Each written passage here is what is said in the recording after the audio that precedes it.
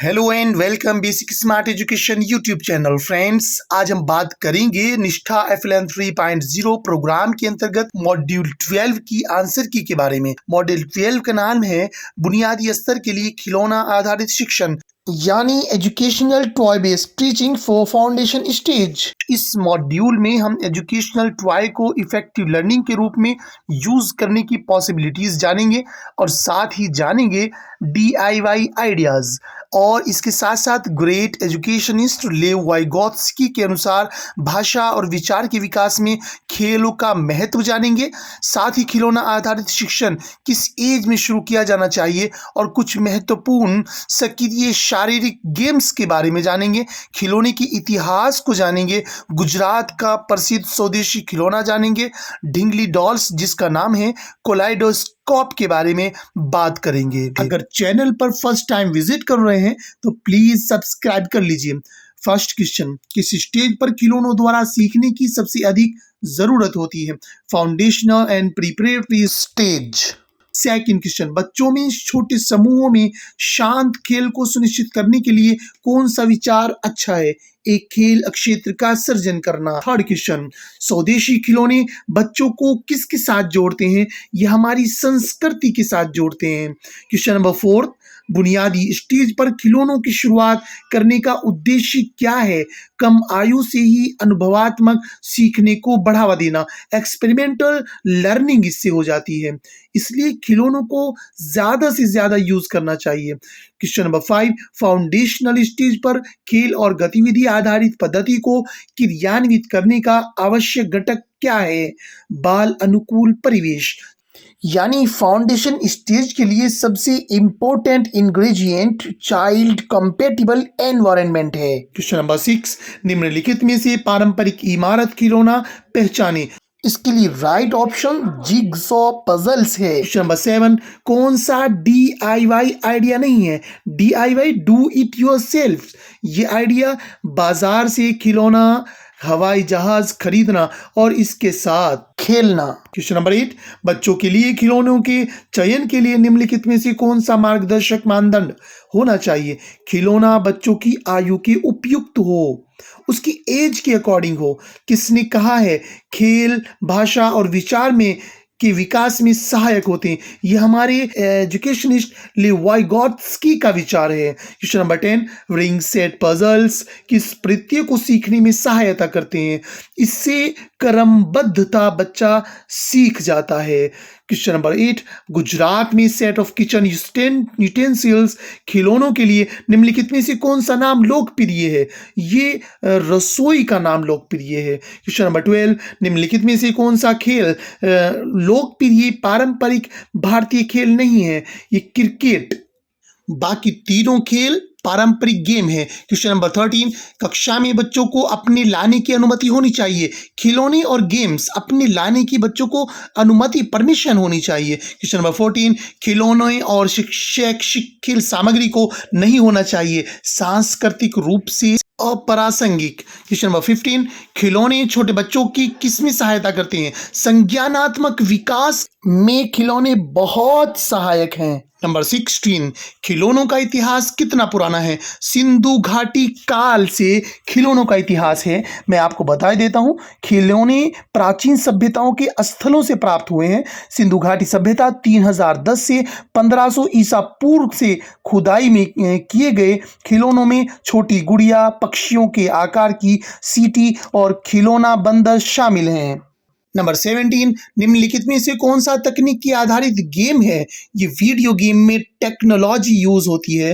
Next, कौन सा कथन सही है? फर्स्ट, थर्ड एंड फोर्थ ये सही नहीं है। सेकंड ऑप्शन कुछ इनकम्प्लीट है लेकिन सही है। खिलौने बच्चों की स्वयं के बारे में और अपने चारों ओर के परिवेश को एक्सप्लेन करते हैं, शायद ये हो सकता है। नेक्स्ट, 19, किचन रसोई खिलौनों के संबंध में निम्नलिखित में से कौन सी बात सही नहीं है? रसोई खिलौने आत्मनिरीक्षण में सहायता करते हैं, ये बात सही नहीं है। इन खिलौनों से आत्मनिरीक्षण नहीं किया जा सकता। नेक्स्ट, 20, कौन सा सक्रिय शारीरिक गेम नहीं है? चढ़ाई, कूदना, नृत्य फिजिकल एक्टिविटी गेम है और computer game physical activity game नहीं है। 21 बच्चों के लिए खेल सामग्री खिलौनों का चयन करते समय निम्नलिखित में से किस बात पर विचार नहीं करना चाहिए? बच्चों का आर्थिक स्तर, इससे कोई मतलब नहीं है। DIY की फुल फॉर्म क्या है? Do it yourself. 23 किस आयु में बच्चे संरचित तरीके से दूसरों के साथ खेलने की इच्छा का प्रदर्शन करते हैं? 6 to 8। DIY खिलौने बच्चों को किसमें चुनौती नहीं देते? आध्यात्मिक कौशल। स्वदेशी खिलौने बनते हैं स्थानीय कम लागत वाली सामग्री से, ये अपेक्षाकृत सस्ते होते हैं। किस आयु वर्ग पर खिलौना आधारित शिक्षण प्रारंभ किया जाना चाहिए? 2 to 3। 2 से 3 साल की उम्र में खिलौना आधारित शिक्षण प्रारंभ किया जाना चाहिए। नेक्स्ट 27 निम्नलिखित में से कौन सा गुजरात का प्रसिद्ध स्वदेशी खिलौना है? Dingli dolls. ये गुजरात का प्रसिद्ध खिलौना है, इनको कॉटन की गुड़िया के नाम से भी जाना जाता है। नेक्स्ट 28 कौन सी गतिविधि क्षेत्र में किचन सेट रखा जाना चाहिए? नाटकीय क्षेत्र में किचन सेट को रखा जाना चाहिए। 29 डिंगली खिलौनों को ऐसे भी जाना जाता है कॉटन की गुड़िया, ये मैंने आपको अभी बताया है, कॉटन की गुड़िया के नाम से जाना जाता है।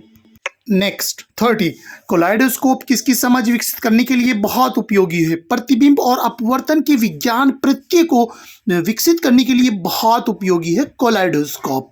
नेक्स्ट 31 कोलाइडोस्कोप किससे बनता है? कार्डबोर्ड, कांच के टुकड़े और कुछ अव्यवस्थित चित्र से बनता है। ये रंगीन कांच के टुकड़ों से भरी और दर्पणों वाली नली का खिलौना है जिसे घुमाने से रंग बिरंगी पिक्चर्स दिखाई देती हैं।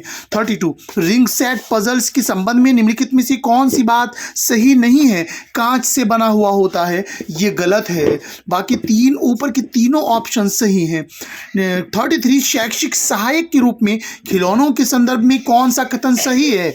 खिलौनों के साथ खेलना छोटे बच्चों में महत्वपूर्ण कौशल विकसित करता है।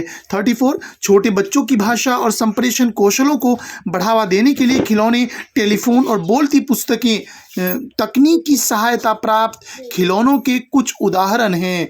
35 तकनीक की सहायता प्राप्त खिलौनों से मदद मिलती है सीखने को आनंददायक बनाने में, इंटरेस्टिंग लर्निंग के लिए यूज किया जाता है।